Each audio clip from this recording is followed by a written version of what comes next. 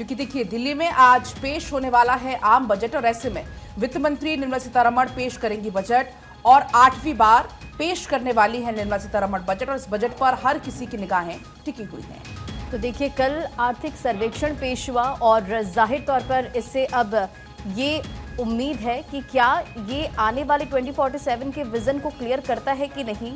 और अगर आज का हम जिक्र करें तो भारत के वित्त मंत्री निर्मला सीतारमण लगातार 8वीं बार बजट पेश करेंगी और आम आदमी बढ़ती महंगाई, बेरोजगारी, घटती खपत के बीच कुछ राहत की उम्मीद लगा रहा है। आकांक्षा, तो देखिए आपको बताएं कि आज फाइनली सभी का इंतजार खत्म हो जाएगा। आज वित्त मंत्री की तरफ से बजट पेश किया जाएगा। हर सेक्टर के लोगों को इस बजट से बहुत ज्यादा उम्मीदें हैं। आम लोगों से लेकर कॉर्पोरेट सेक्टर तक के लोगों को बेसब्री से इंतजार है कि आज बजट में उनके लिए सरकार क्या कुछ लेकर आने वाली है। इस बार ऐसा लग रहा है कि सरकार महंगाई और टैक्स के मोर्चे पर लोगों को हो सकता है कि बड़ी राहत देने का ऐलान करे।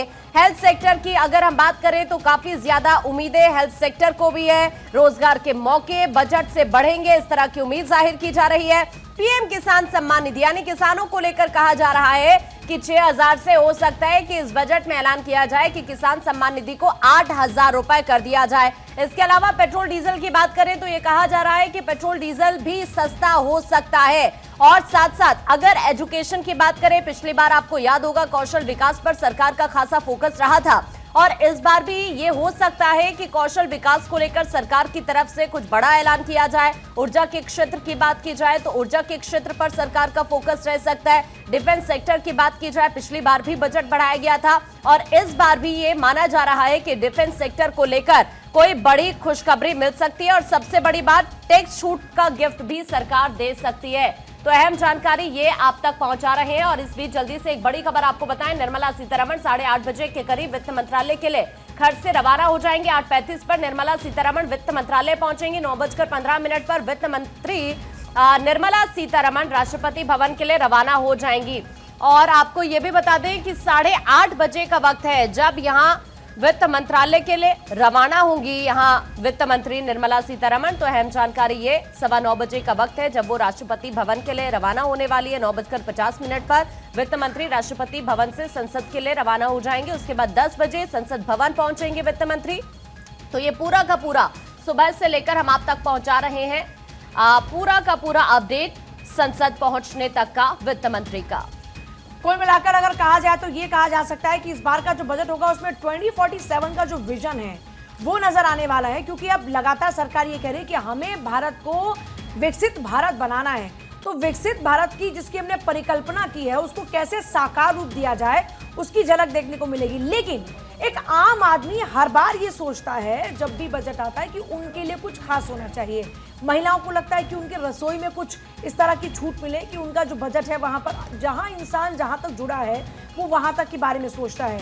एक गरीब इंसान सोचता है कि किसी तरीके से उसको रोजगार मिले, उसकी रोजी रोटी चलती रहे और महंगाई कम हो।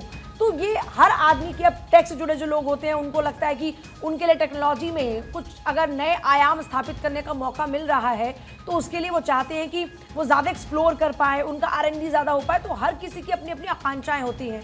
आइए कुछ खास मेहमान इस वक्त हमारे साथ जुड़ रहे हैं जिनके साथ में हम चर्चा करने वाले हैं। भाव्या वालिया हमारे साथ में हैं, प्रोफेसर अखिल स्वामी हमारे साथ में और अनंतराम जी भी हमारे साथ में इस वक्त हैं।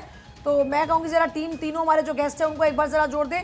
और सबसे पहले एक बार शुरुआत कर लेते हैं मार्केट एक्सपर्ट के साथ में। अनंतराम जी, सबसे पहले आपके साथ शुरुआत करते हुए, क्योंकि जिस तरीके से हम अभी देख रहे हैं फिलहाल में उम्मीदें मार्केट से बहुत ज़्यादा जुड़ी है, क्योंकि जब हम 2047 के विजन की बात करते हैं तो उसमें इंपॉर्टेंट है कि हमारी जो मार्केट है वो बहुत तेजी के साथ ग्रो करनी चाहिए। तो आज के बजट में अगर हम देखें तो ऐसा क्या होना चाहिए जिससे मार्केट को बूस्ट मिले?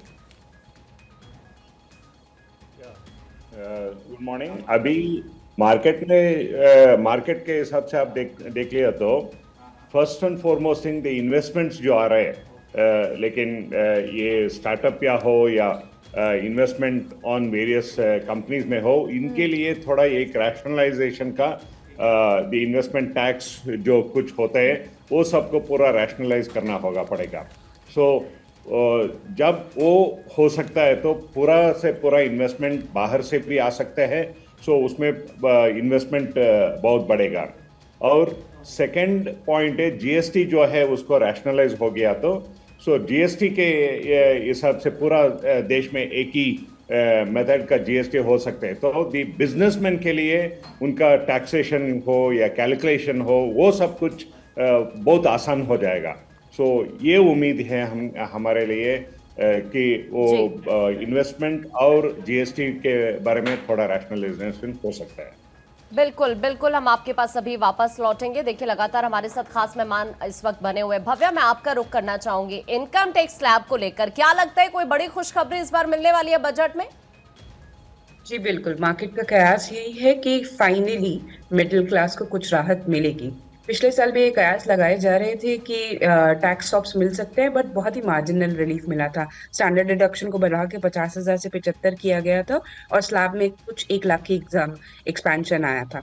इस बार उम्मीद है, कल भी प्रधानमंत्री ने अपने भाषण में काफी बार मिडिल क्लास का रेफरेंस लिया, तो एक उम्मीद है मिडिल क्लास को कम से कम 10 लाख तक का की इनकम पर टैक्स एग्जम्पशंस आएंगे, चाहे वो स्टैंडर्ड डिडक्शन की बढ़ोतरी की वजह से आए या कुछ रिबेट्स के एक्सटेंशन की वजह से आए, पर कम से कम 10 लाख तक का इनकम को टैक्स फ्री किया जाएगा। ये एक बहुत बड़ी एक्सपेक्टेशन है एंड अब वक्त भी आ गया है कि मिडिल क्लास को ये सौंप दिया जाए। आप सिर्फ मैन्युफैक्चरिंग को या सिर्फ एग्रीकल्चर को टैक्स सौंप देके एक इनडायरेक्ट बेनिफिट जब तक पब्लिक को पास ऑन करेंगे तब तक बात बनेगी नहीं। मिडिल क्लास को डायरेक्टली एक सौंप देना जाना चाहिए। बहुत वक्त हो गया है, जब 2020 में न्यू रिजीम लाए थे उसके बाद से एक मेजर टैक्स चेंज नहीं किया गया है। और उसके अलावा टैक्स की सिंप्लीफिकेशन की तरफ जरूर बड़े कदम उठाए जा सकते हैं। डायरेक्ट टैक्स कोड, नया डायरेक्ट टैक्स कोड की उम्मीद है कि आज टेबल किया जाएगा।